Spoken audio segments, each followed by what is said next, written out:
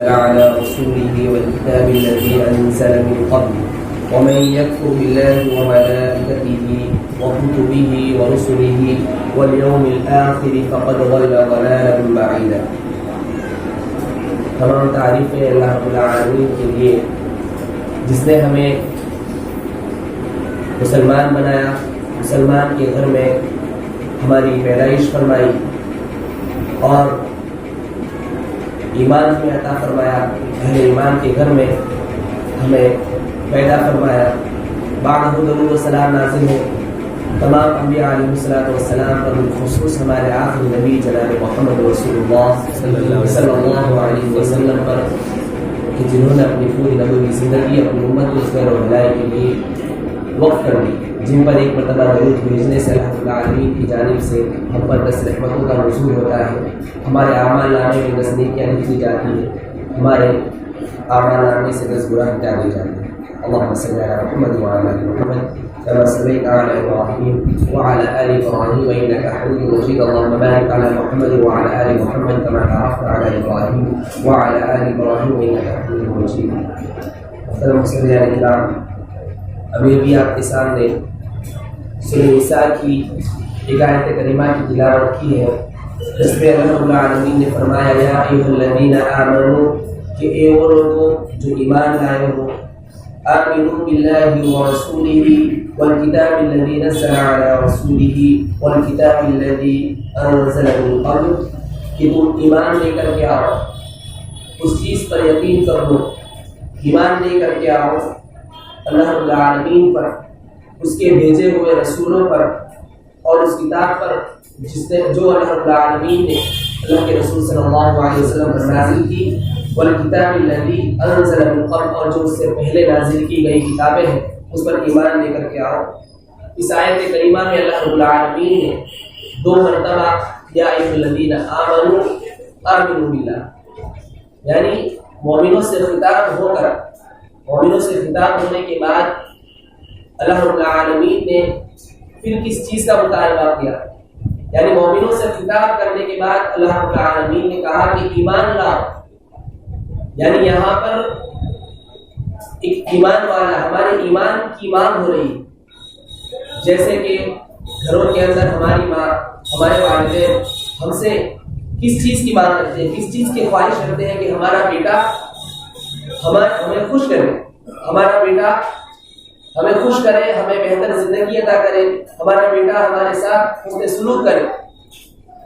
اس طریقے سے ایک تاجر ہوتا ہے، ایک بزنس مین ہوتا ہے، جب وہ اپنے ورکرز کو کام میں رکھتا ہے تو اس کی کیا خواہش ہوتی ہے کہ میرے ورکرز جو ہے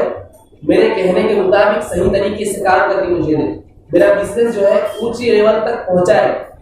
اس طریقے سے بھی ہمارا ایمان ہم سے کچھ مانگ رہا ہے، ہمارا ایمان کا مطالبہ کیا ہے،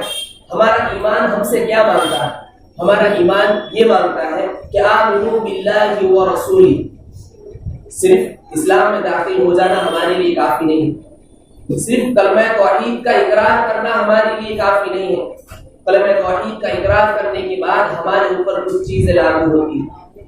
ہمارے ایمان کو درست کرنا یہ ہمارے لیے بہت زیادہ صحیح ہے، بہت زیادہ ضروری ہے، اور ایمان لانے کے بعد اس پر جمنا یہ ہمارے لیے سب سے اہم کام ہے۔ بسا اوقات یہ ہوتا ہے کہ ایمان لانا بہت آسان ہو جاتا ہے، ایمان لے آئے لیکن ایمان لانے کے بعد اس کی عقیدہ توحید پر جمنا، جو اللہ رب العالمین کے احکامات ہیں، جو اللہ کے نبی صلی اللہ علیہ وسلم کے ارشادات ہیں، اس پر جمنا یہ بڑا کٹھن کام ہوتا ہے۔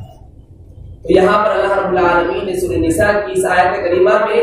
ایمان والوں سے مخاطب ہو کر یہ مطالبہ کیا کہ آمنوا باللہ، کہ تم ایمان لے آؤ اللہ پر، یعنی اللہ رب العالمین کے جو احکامات ہیں، اللہ رب العالمین نے جو احکامات ہمارے اوپر نافذ کیے ہیں ان کو صحیح طریقے سے اپنی زندگی کے اندر نافذ کر لو، شریعت کے اندر جو باتیں آپ کو بتائی گئی ہیں اس طریقے سے ہم اپنی زندگی کو گزارنے کی کوشش کریں۔ آپ کے ایمان کو سنوارنے کے لیے سب سے زیادہ ضروری جو چیز ہے وہ ہمارے ایمان کو درست کرنا، یعنی ہمارے ایمان کو استقامت لانا، استقامت فی الدین، دین کے اندر ہمارے اسلام کو مضبوط جمے رہنا، ڈٹے رہنا۔ حضرت سفیان بن عبداللہ ثقفی رضی اللہ تعالی عنہ اللہ کے رسول صلی اللہ علیہ وسلم سے سوال کرتے ہیں، قل لی فی الاسلام قولا لا اسأل عنہ احدا بعد وفی روایت غیر۔ سوال کرتے ہیں کہ یا رسول اللہ آپ مجھے ایک ایسی بات بتائیے، ایک ایسی جامع نصیحت فرما دیجئے کہ آج کے بعد اور آپ کے بعد نہ تو مجھے کوئی نصیحت کسی سے سوال کرنے کی ضرورت محسوس ہو اور نہ ہی کسی سے کچھ پوچھنے کی ضرورت محسوس ہو۔ تو اسی جامع سوال کا جامع جواب دیتے ہوئے اللہ کے رسول صلی اللہ علیہ وسلم نے فرمایا، قل آمنت باللہ ثم استقم۔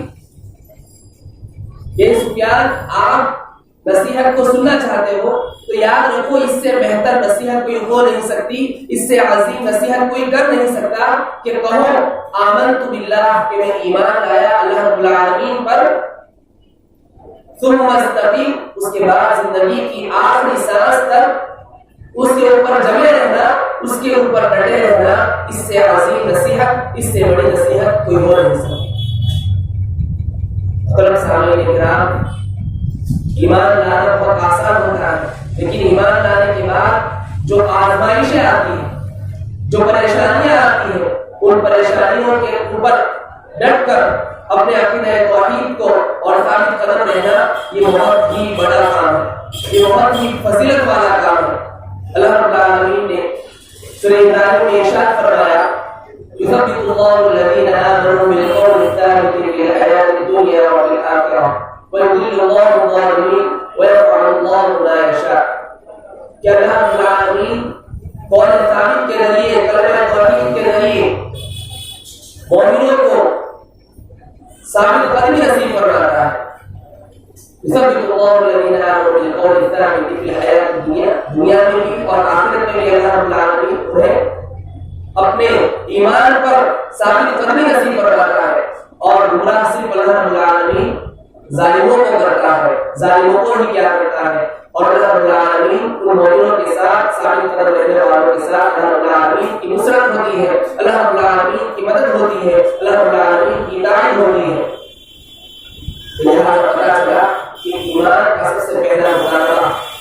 استقامت کی دین ہے، دین پر جمے رہنا، اور دین پر جمنے کے بعد جو مشاغل، جو مشکلات آتی ہیں، جو آزمائشیں ہم پر آتی ہیں، ان آزمائش کے اوپر ڈٹے رہنا، یہ بہت اہم کام ہے۔ جانتے ہیں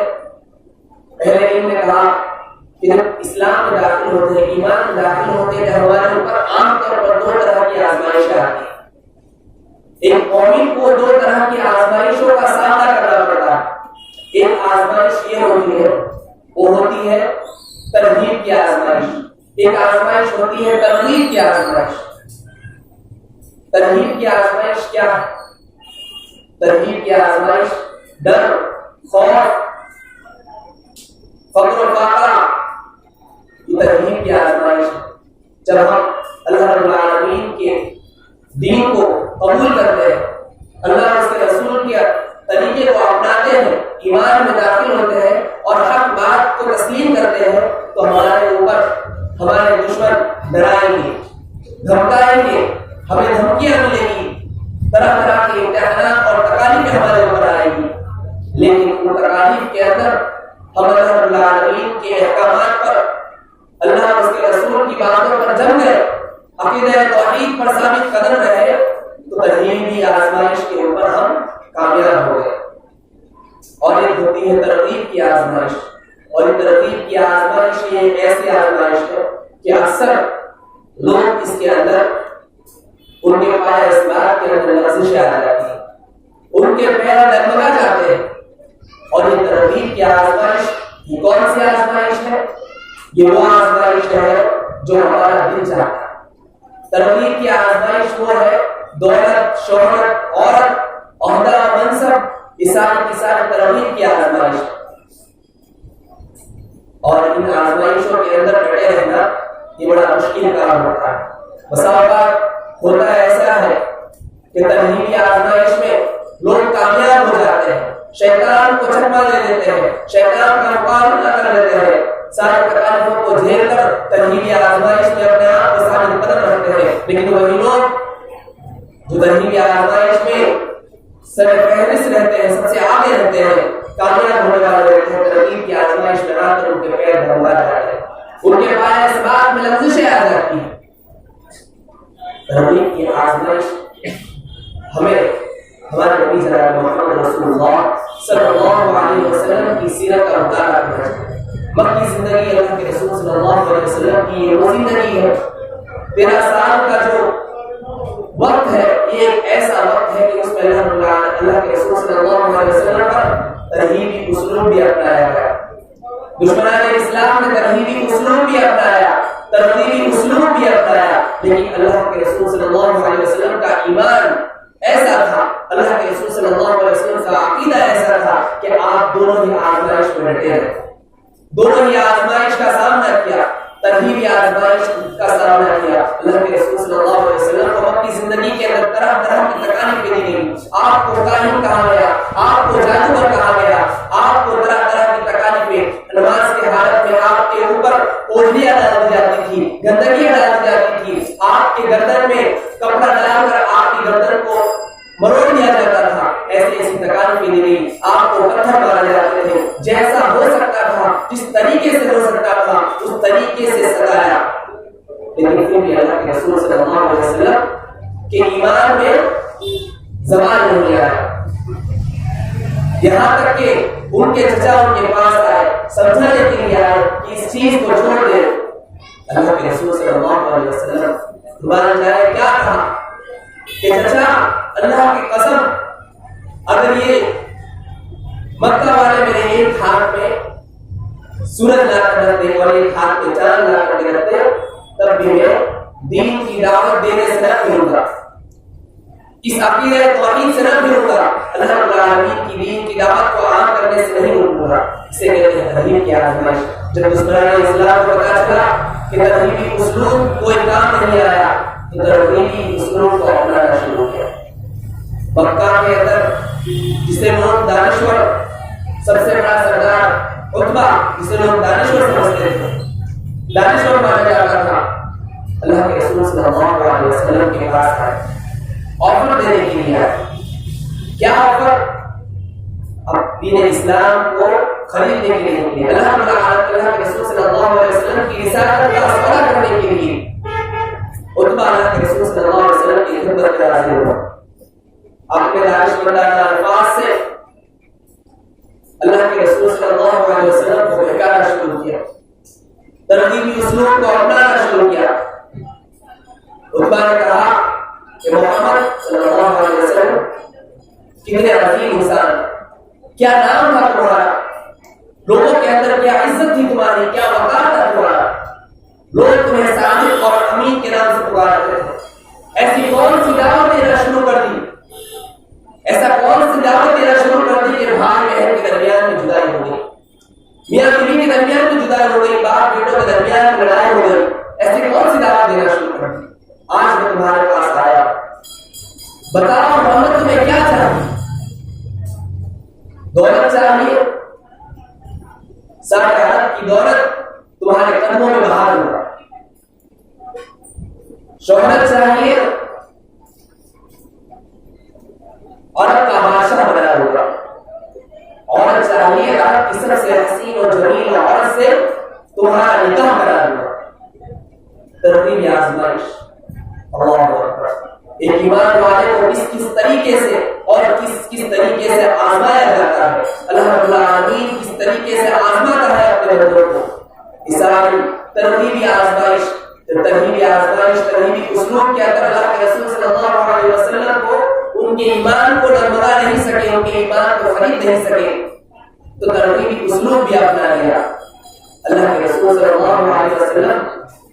آرام سے ان کی باتوں کو سنتے رہے۔ جب عتبہ کی بات ختم ہوئی تو اللہ کے رسول صلی اللہ علیہ وسلم نے کوئی لمبی چوڑی تقریر نہیں کی، کوئی لمبا چوڑا خطبہ نہیں کیا، بلکہ اللہ کے رسول صلی اللہ علیہ وسلم نے سورہ فصلت کی آیت کریمہ کی تلاوت کرنا شروع کی۔ جب آپ اس آیت کریمہ پڑھ کے